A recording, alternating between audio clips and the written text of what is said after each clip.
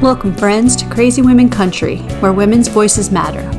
We bring you the greatest female voices in the music industry, from the artists, songwriters, and producers, to managers and executives, and all the women who make the music industry what it is today. Thank you for joining us.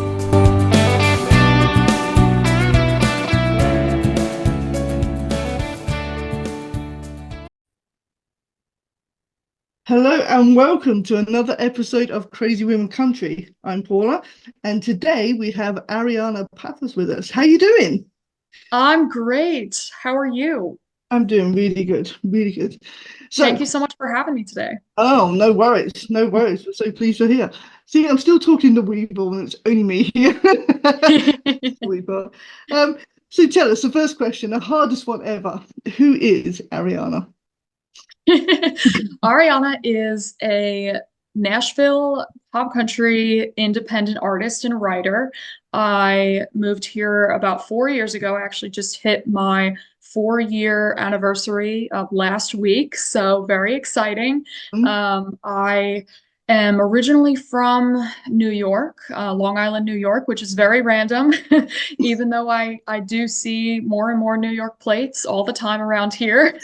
I have loved music since I guess I could remember. And I've been singing for basically since I could talk, from what my parents have told me. I just have this passion for music that I knew I had to make it into a career. So I, only figured out I wanted to come to Nashville, I mean, later, in life than a lot of my peers here. yeah, I only discovered Nashville probably in high school, college, when yeah. a lot of people had knew that they wanted to be here their whole lives. But yeah, I grew up, listening to a lot of rock music, of course, because that's huge in the Northeast. And later on found pop country, and, also grew up listening to a lot of pop. And I just felt inspired to start writing later on in high school years. And from there, it kind of blossomed into, creating and taking stories from every aspect of my life and making something new out of them. So that was probably a bit long-winded, but hopefully that gives you an idea of No, Ariana. that is perfect. I must admit, we've got a few Robbie Harts from New York as well. There's a few people from New York, and yours do. I never associated New York with country music, but Exactly. there's I quite a was few artists come out of there. I can tell you that I was definitely the outlier in high school. I was considered the strange one who, for some reason, found solace in country. But you know what? Whatever floats your boat. Definitely, definitely. I must admit, I grew up on a lot of sort of heavy rock, and then sort of Queen and all these sort of people. And then my mum was into Patsy Cline, so we had a real contrast. That's you awesome. know, I love uh, that. between music. So now my my phone is full of sort of country and rock, and then you've got pop in between and a bit of opera here and there. You know what I mean? So Right, it's just great, and music's just amazing that way. So yeah. right. But so tell us, as I said to you before the interview, when I saw you and then heard your voice, I was just blown away. It wasn't the voice I was expecting. I don't quite know what I was expecting, but it wasn't what I was expecting. And your voice is absolutely amazing. And when I heard Daddy's Dying for the first time, I tell you, I was just mesmerized. So tell us about that song and the writing behind it and everything. Well, first of all, thank you so much. I'm very flattered. That's so kind. No worries. That's yeah, I really love, just I appreciate hearing that. But it's a song that I wrote, I want to say 2 years ago now. It was inspired by people I had seen who tend to flaunt their money. And that's not something that I'm really a fan of. So it's just a little dig. It's saying basically, get off your high horse. You're not cooler than anybody else in the room. And this was a solo write. I sat down after a conversation with somebody where I was really frustrated, and I just wrote out my feelings, and I took it and made it into a roast. I love to write roasts, which may sound a bit harsh, but it's really therapeutic to be able to take your frustrations and put them into songs, whatever you're angry about, or, obviously any emotion, but it's really especially helpful to take those kinds of moments when you're just pissed at somebody and to put it into a song that's like, okay, you're not gonna do that to me. You're not gonna, I'm gonna knock you down a couple notches. So that was definitely, I knew I wanted to one day cut it. I didn't know how I was gonna do that or when I was gonna release it, of course, but I knew that it was a song that I wanted to put out into the world one day. So I recorded it earlier this year in March with my producer, Zach Raymano, who did an excellent job on the track. And it was just a really fun process, honestly. We laid down the instrumentals, which, you'll hear some classic rock elements in the electric guitar and the bass, and it came out so beautifully. And we recorded vocals probably in about an hour and a half, 2 hours, I want to say, max. And it was just such an exciting time. Anytime you get to record, I love getting in the studio and creating, something that people hopefully have never heard before, and it just taking all of my inspirations and influences and rolling them all up into one. And this is a song that I really felt like some of my classic rock influences had come out in, whether you can hear that in the guitar or the power in my voice or the melody or whatever. So it's a experience that I will definitely cherish. And for my third single, I'm really grateful to have it out in the world and to have such a positive, feedback from it so far. It's awesome. It's actually an awesome song, I must admit. Anyway, Thank you. It's country music. Country music, you can do anything. You can kill people. You can, you know what I mean, blow up things, whatever. Exactly. So, roasting people is just, part of the game. I mean, that's why they call it Murdco, murder country, because there are no limits. There's not, you can hit any subject within country music, make it into a song, and people will just love it. So it's just amazing. And yeah, it is definitely a fantastic song. It's definitely one that I think should be on people's playlists. Thank you. Yeah. So tell me, I read on your profile that you've sung the national anthem over 100 times. Now, that is just an achievement in itself, but do you still get nervous singing it, or are you one of these people that actually sings it as it is? I mean, a number of times I've heard artists change it a bit, and I'm kind of like, okay, I'm not American, but it doesn't feel, it's not the sort of song you should be changing. So, what's your thought on these? So I've had the time of my life, honestly, performing this song. It's an incredible performance opportunity that I first received when I was 17.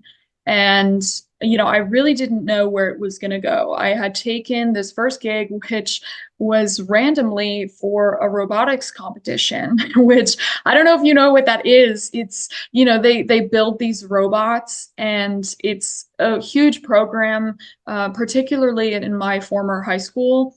And I think it's bigger in the Northeast really than anywhere else. I haven't seen it in like many other parts of the country. I could be wrong about that, but it's particularly big in the Northeast. And they have these like huge competitions where the National Guard will actually show up too. And Wow.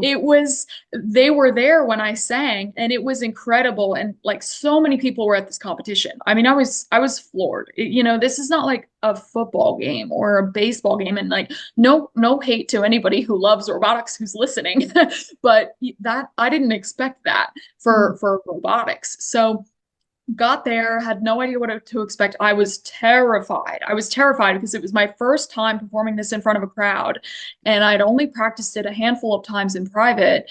And I mean, I think I did really well because afterwards I had multiple people coming up to me and telling me how much they loved my performance. So, you know, it was just from that point I knew that I had to keep doing it because it was this incredible, opportunity for exposure. Like I said before, I mean, as a vocalist, I have to put myself out there and try to get as many performance opportunities as possible. So, why not do that with the national anthem? I mean, my grandparents served in the military, so it's a great opportunity for me to also, bring out my American patriotism. I am an American after all. So yeah, it's been a great experience, and I did about, I want to say about 30 of them my senior year in high school.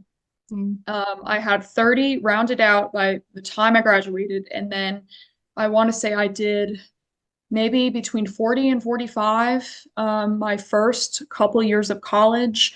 That's, of course, just an estimate, but then, my last 2 years was when I transferred to Belmont. I'm a Belmont University alum here in Nashville. I graduated in 2022 from the songwriting program, and that was an incredible experience in itself. But I performed the anthem a handful of times there, and I have done it for Vanderbilt University here in town as well. And I'm, connected with all of these, really cool people who have given me this opportunity to get up in front of these large crowds and do this. And my most recent one was the Tennessee Titans 5K at Nissan Stadium here in the city. So that was awesome. I will never forget that. I have done, I did Major League Baseball last year, which was my biggest performance yet. Wow. For the Cleveland Guardians in Cleveland, Ohio, at Progressive Field, and that was amazing. But yeah, I'm seeking out as many as I can because why not? So it's been amazing, and I'm so excited for more. That is awesome. I mean, what a song as well, though, to show your singing talent. So that is just amazing. It's happy to Thank see it. you. But, so tell us, who are the people that have influenced you? What female artists have really influenced you? Growing up, I want to say three of the main influences that I had were Carrie Underwood, who just to me is one of the greatest, most legendary country artists of all time.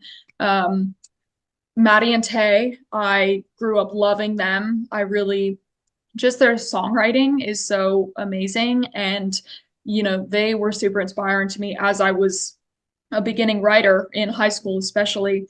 And let's see, Miranda Lambert, Mm. she's a huge one because she just has so much grit in her sound and her songwriting Yeah.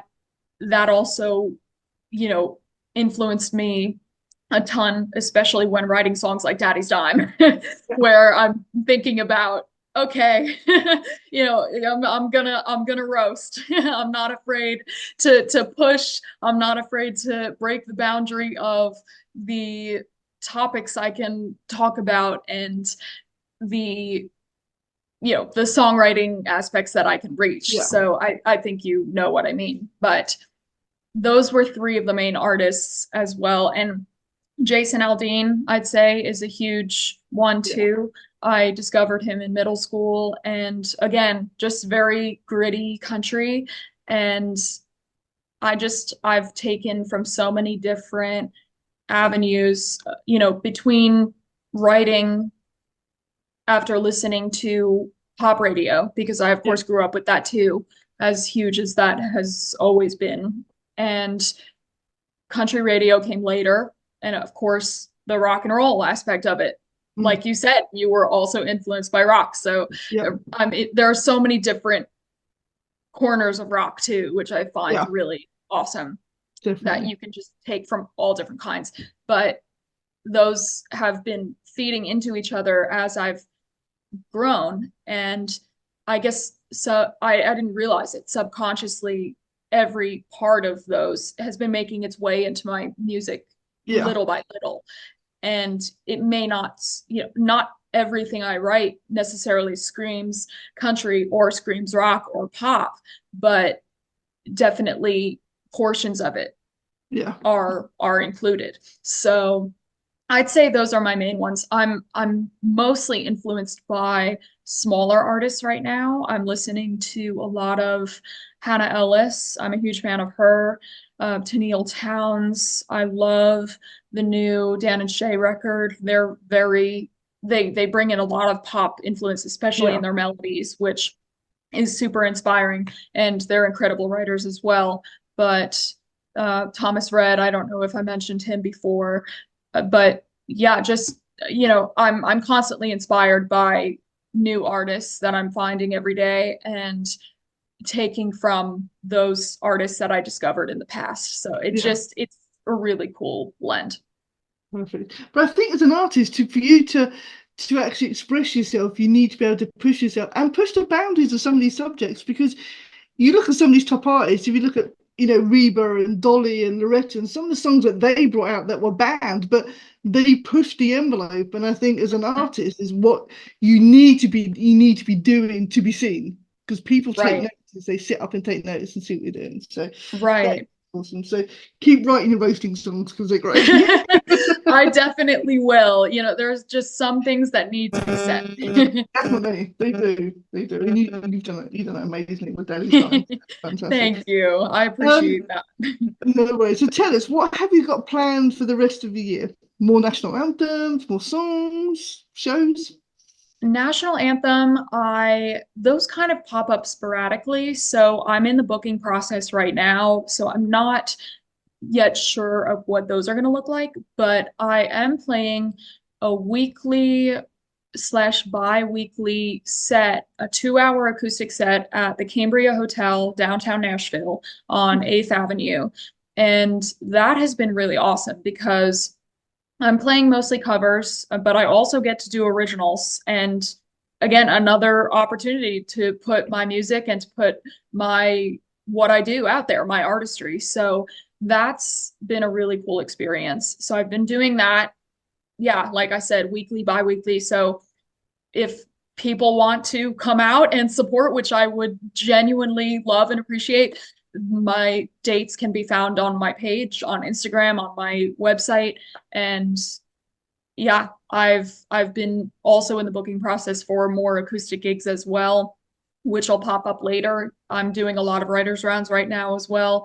And that I'd say is what is in the performance realm. And then I am holding off on releasing my next single. I don't know when that's going to be just yet. I am in the picking or the choosing process rather of my next one because it's a very important decision, of course, and Mm. I'm in the writing process and I've got a lot of ideas and a lot of creating that I've been doing, and I'm trying to figure out which is going to be the perfect one to do next. Mm. So that is forthcoming.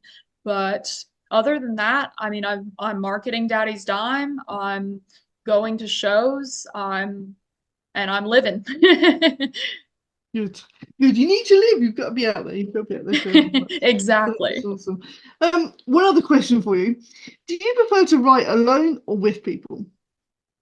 I love writing with people. Mm. It's, co-writes are, they've, I guess my co-writing experience here has been interesting because I have a couple people right now that I write really well with, but then of course it's a journey finding who you write the best with. Mm. And I find that right now, overall, I write the best on my own, but I'm of course always willing to meet new people and I always love experimenting and collaborating with new folks. It's definitely a process though, finding those people and whether you Mm. find them you have to find them at the right time, if you know what I mean. So it's I'm definitely writing by myself for the most part right now, but definitely a co-write here or there. That's cool. I suppose you've got to have that chemistry, and you've got to be able to have that someone who knows you well and you know them well, and it just sort of clicks. I guess it's exactly. Exactly. Yeah, that's cool. I suppose it's the same with the producer and the whole team, isn't it? You need to have that balance, someone who understands you and what you're trying to produce. So yeah. Right. It's hard for sure. The search is hard, but it happens when it's supposed to happen. And it's also the exciting thing about being here and creating and being a writer is you never know what's going to happen. You never know what's around the corner, which is always a good thing sometimes. You never know. Next big thing could be right around the corner. Exactly. Awesome. Well, this has been fun. It has been so much fun talking to you. So yeah, everybody, make sure you check this out once it's live on YouTube. We'll have all your details down below. And yeah, make sure you check out Daddy's Dying because it's awesome. Absolutely awesome. Thank you for having me. I loved this. This was great. That's good. See you later, folks.